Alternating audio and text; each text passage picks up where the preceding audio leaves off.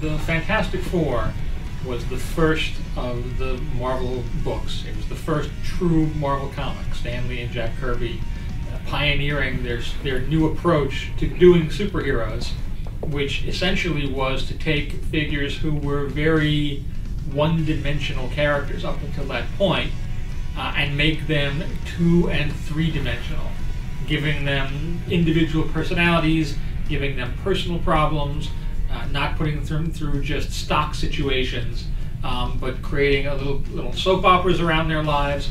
Really, it all sort of boils down to the notion that in the Marvel books, the individual inside the costume is really the important part, and really what the series is about, not the costume.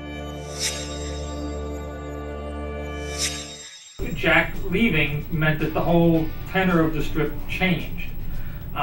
In fact, John Romita, who was around at the time, really was convinced, because it was so associated with Kirby, that they were just going to end the book, that nobody else could do it. And the story goes that he went to Stan saying, "What are we going to do? Jack is leaving. Who's going to be Fantastic Four?" And Stan went, "You are!" And John was all nervous and panicky, and he got all of his, a stack of old Kirby FFs for reference, and sat down to sweat his way through the next couple of issues. I think he did 4 all told, before eventually John Buscema came on. And at least in the short term, the numbers went up a little bit. It sold a little bit better. But in terms of it being, Fantastic Four being just this factory of crazy ideas and new characters and new concepts, it's not like there wasn't new stuff that came after Stan and Jack stopped doing the book, but the time at which it was really the fulcrum of the Marvel Universe, where all this stuff exploded out of, and all these new things, then pollinated all the other books, kind of drew to a close. Not really by anybody's intention, it's just sort of what happened. John was very much influenced by not just the Stan and Jack Fantastic Four, but particularly the really early Stan and Jack Fantastic Four, the comics that he read when he became a real fan of the FF. And he sort of looked at the thing and was trying to get it back to some of the elements that he felt it had lost over the years, just by the nature of guys who adventure every single month and all these things that more interesting ideas became tropes or just became cliches, or were just taken for granted. The Thing by that point was so ubiquitous. He was appearing in 2 titles. Even his physical form had kind of simplified out. He was almost cartoony. He was a big teddy bear. So one of the first things John did was, I'm going to have Reed try to cure him, and it's not going to work, and I'm going to turn him back into something closer to the sort of lumpy, misshapen thing of the really early issues, which I'm really doing to underscore the idea that this guy is monstrous. It is not pleasant to be the Thing. He can't walk down the street and have everybody pat him on the back and just be a guy. This is a guy that has a serious life-altering condition. He's like a burn victim, so to speak. For all the upside of, he's really strong and powerful, and he gets to do all these cool things, he's a tragic character. The tragedy of the character had kind of given way to bathos over the years. So John was trying to plug back into that.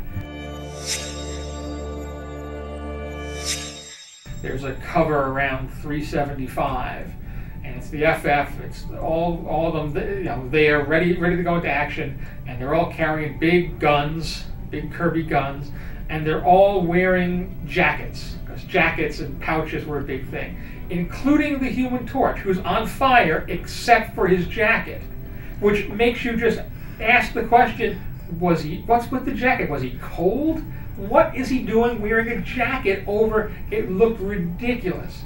This was also the period where Sue, for a while, had the strange, cut-out, see-through costume. She'd been influenced by the evil Malice and was turned to the dark side. This was an expression of that, but it just seemed wrong. It was like seeing your mom in lingerie. It was just a bad scene. Heroes Reborn was a fairly traumatic thing on a number of levels. Certainly, from a staff perspective, it was a chaotic thing. They were going to outsource these books to other people. But even beyond that, it was the first time that there was an actual break in the narrative of the Marvel Universe. These characters were going to be stopped and restarted from scratch and restarted over here, and they weren't going to be in the other books. And that was kind of a traumatic thing that we still haven't entirely recovered from. It changed everything about the Marvel Universe, and the fact that we'll now renumber a book to number 1 at the drop of a hat kind of comes out of the fact that we've now had these breaks, and so there is no constant consistency for despite the fact that there have been 600 issues of Fantastic Four. Fantastic Four was one of those books that had really enormous highs over the years, but also had long periods where it was sort of running on momentum, sort of running on reputation. It wasn't the most popular book, and it wasn't the most forward-looking book, but it was just sort of a perennial. It sort of become taken for granted. It was calcified into, it's these characters, and they're always this way, and this is the kind of thing we do. And in trying to be respectful to the past, you almost became immobilized in what you could do. And yet, at the same time, you don't want to throw out the classic things that were the hallmarks of the series. Every once in a while, guys would try to push Fantastic Four in a different direction, and it would just feel alien, at least to me as a reader. Not necessarily to everybody else, but to me coming to this. So I had a bunch of fairly strong ideas as to what I thought we needed to do on Fantastic Four. Some of it was to make it seem and feel new, but not to throw out the essential optimism and future-looking mindset that it always had. There was the hurl kerfluffle around that time when they were going to be taken off the book, and then things changed and they got to stay on the book. And to some degree, I look at every issue that we did beyond 508, which would have been the last issue, as kind of like a little gift. So everything from 509 to 524, every one of those is a little extra special because in some world, none of those should have happened. None of them should have existed. So I don't like. It's not like I like them better than the other ones, but there's a little extra charge to. These weren't really supposed to be here in one version of the world, but here they are, and they did come to pass.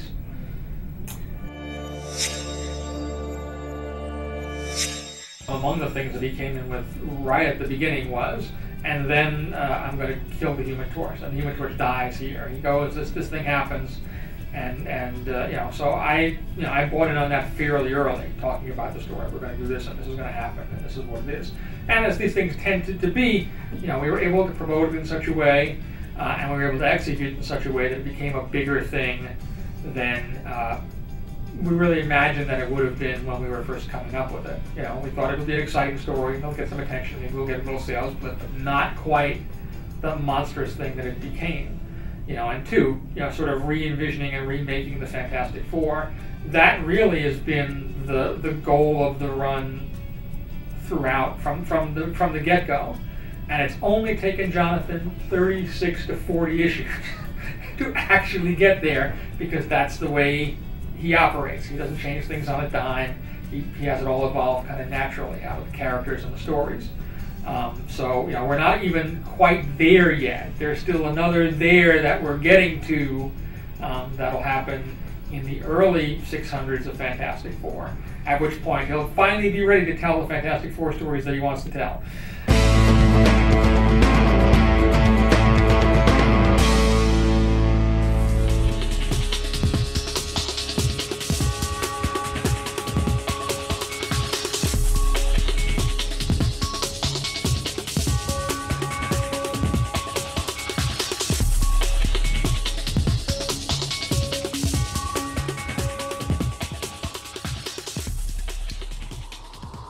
Marvel, your universe.